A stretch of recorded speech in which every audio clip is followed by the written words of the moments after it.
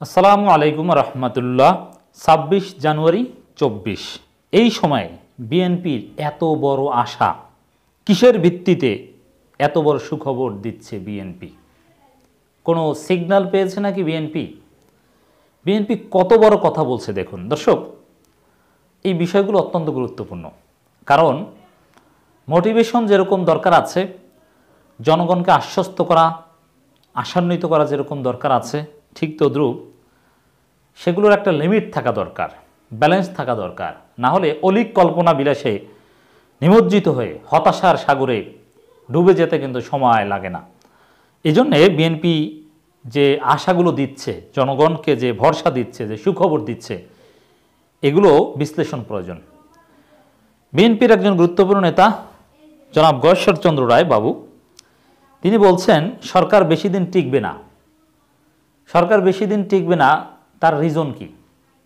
বিদেশিরা পদক্ষেপ নেবে না বিএনপি তুমুল আন্দোলন গড়ে তুলবে?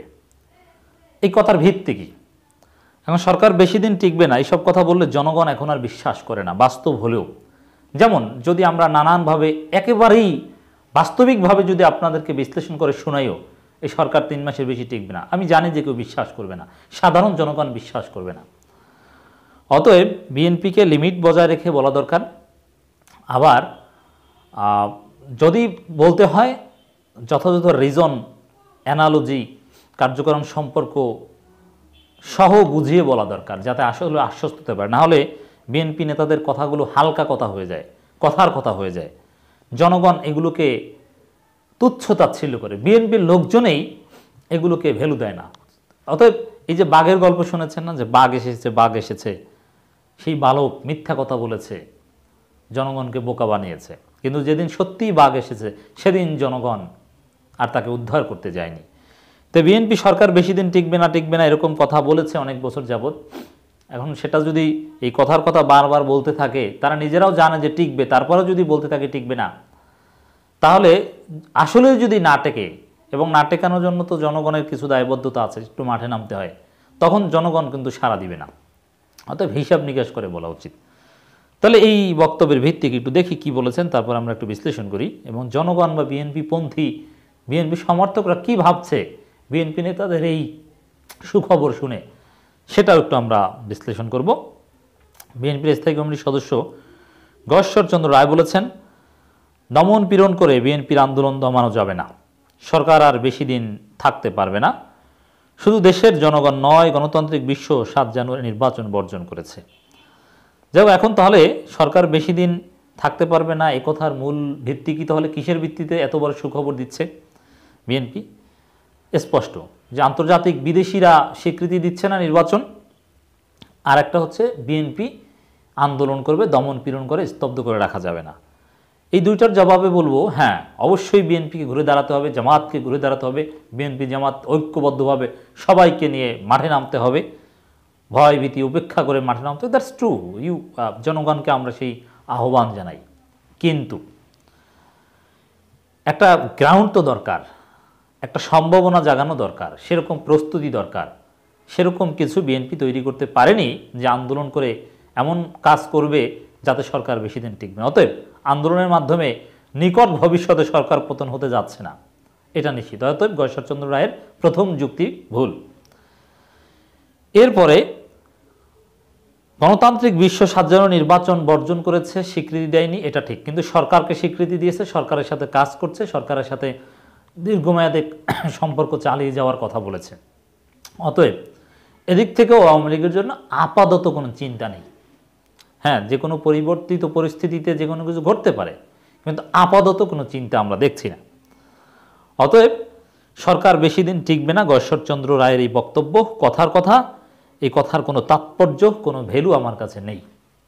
তবে হ্যাঁ, এই বিপরীতে তাহলে জনগণকে কি বলবো? জনগণ হাত গুটিয়ে, বা আপনারা যেন গণতন্ত্র চান, আওয়ামী লীগ সরকারকে দেখতে চান না, হাত গুটিয়ে বসে থাকবে না। গণতন্ত্র পুনরুদ্ধারের লড়াই যৌক্তিকভাবে চালিয়ে যেতে হবে। বিএনপির ভুল ভ্রান্তিগুলো আগে সংশোধন করতে হবে, সাংগঠনিক দুর্বলতা কাটাতে হবে, জামাত বিএনপি ইস্পাত কঠিন ঐক্য গড়ে তুলতে হবে, ইসলামপন্থীদের সাথে নিয়ে বিএনপিকে এগিয়ে যেতে হবে, ভারতের আধিপত্যবাদের বিরুদ্ধে বিএনপির অবস্থানের আরও শক্ত প্রমাণ দিতে হবে। এবং ভারতের আধিপত্যবাদ বিরোধী শক্ত প্রচারণা চালাতে হবে, জনগণকে জাগিয়ে তুলতে হবে, আওয়ামী লীগের বিরুদ্ধে যৌক্তিক বিরোধিতার রাজনীতি করতে হবে, ভুল ভ্রান্তিগুলো সংশোধন করে এগিয়ে যেতে হবে। এরপরে গণতন্ত্র পুনরুদ্ধারের লড়াই চলবে এবং গতি দিন দিন বৃদ্ধি পাবে। অতীতের ভুলগুলো আর পুনরাবৃত্তি করা যাবে না, অতি আশাও করা যাবে না, অতি বিদেশ নির্ভরতা করা যাবে না। জাতিসংঘ, যুক্তরাষ্ট্র, যুক্তরাজ্য তারা আদৌ বিএনপি বা এই জনগণের আন্দোলনকে তেমন কোনোভাবে হেল্প করতে পারছে না, তাদের ইন্টারনাল পলিটিক্স এবং অনেক বাস্তবতার কারণে। আমি বলেছি দর্শক আপনাদেরকে আগেই, যেমন ফিলিস্তিনের যে সংকট, রাশিয়া ইউক্রেন ওয়ার, এই দুইটা ঘটনা না ঘটলে নিশ্চিতভাবে যুক্তরাষ্ট্র কঠিন পদক্ষেপ নিত এবং তার ফলে বিএনপি জামাত আন্দোলনে ব্যাপক একটা সহায়তা পেত, বিদেশিদের পদক্ষেপ ক্যাটালিস্ট হিসেবে ভূমিকা পালন করত। কিন্তু এই Palestine crisis, Russia Ukraine war, এইসব কারণে হিসাব নিকাশ পরিবর্তন হয়ে গিয়েছে, আওয়ামী লীগের পক্ষে ভাগ্য চলে গিয়েছে। অতএব বিএনপিকে বিদেশ নির্ভরতা বাদ দিয়ে জামাত এবং ইসলামপন্থী নির্ভরতা বাড়াতে হবে। এর মানে এরাই হচ্ছে প্রকৃত বিএনপিপন্থী শক্তি। বামপন্থী নির্ভরতা থেকে বিএনপিকে বের হয়ে আসতে হবে। আমরা গয়েশ্বরচন্দ্র রায়ের এই উদ্ভট কথার বিপরীতে জনগণকে যৌক্তিক আশা দিতে চাই। আশা করি বুঝাতে পেরেছি। গয়েশ্বরচন্দ্র রায় বলেন, বাংলাদেশের মালিক ভারত, চীন আর রাশিয়া নয়। এই বক্তব্যটাকে স্বাগত জানাই। ভারত, চীন, রাশিয়ার বিরুদ্ধে কঠিন অবস্থান বিএনপির। তারা কি বলল, এতে বাংলাদেশের জনগণের কিছু আসে যায় না। দেশে দিন দিন গরিবের সংখ্যা বাড়ছে, অন্যদিকে জনগণের টাকা বিদেশে পাচার হচ্ছে। 7 জানুয়ারি নির্বাচন প্রসঙ্গে বলেন, ভোট বর্জনের মধ্য দিয়ে জনগণ সরকারকে বয়কট করছে। হ্যাঁ, দ্যাটস অ্যাবসলিউটলি রাইট।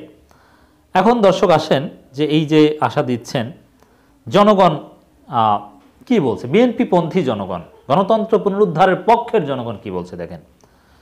এরকম মুখস্থ কথা শুনে আসছি, 15 বছর তো হয়ে গেল। ইতিমধ্যে এরকম গতানুগতিক মুখস্থ কথা বুকে ধারণ করে অনেক নেতা নেত্রী পরপারে পাড়ি জমিয়েছে।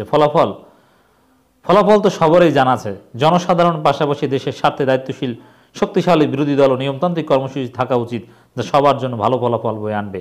হঠাৎ মন্তব্য বা কর্মসূচি দিয়ে এরকম পতন কি আদৌ সম্ভব?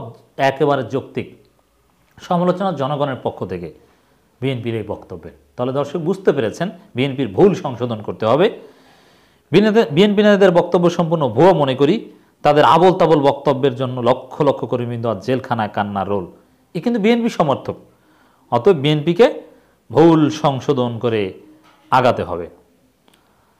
একদিন গণতান্ত্রিক শক্তির বিজয় নিশ্চয়ই হবে। বিএনপি নেতা ফারুক কথা বলছে। হ্যাঁ, এইভাবে বলতে পারে, একদিন হবে, কিন্তু বেশি দিন টিকবে না, অমুক তমুক না, এ ধরনের ফালতু কথা গয়েশ্বরচন্দ্র রায়ের মতো একজন প্রতিষ্ঠিত সিনিয়র নেতার মুখ থেকে আমরা কামনা করি না।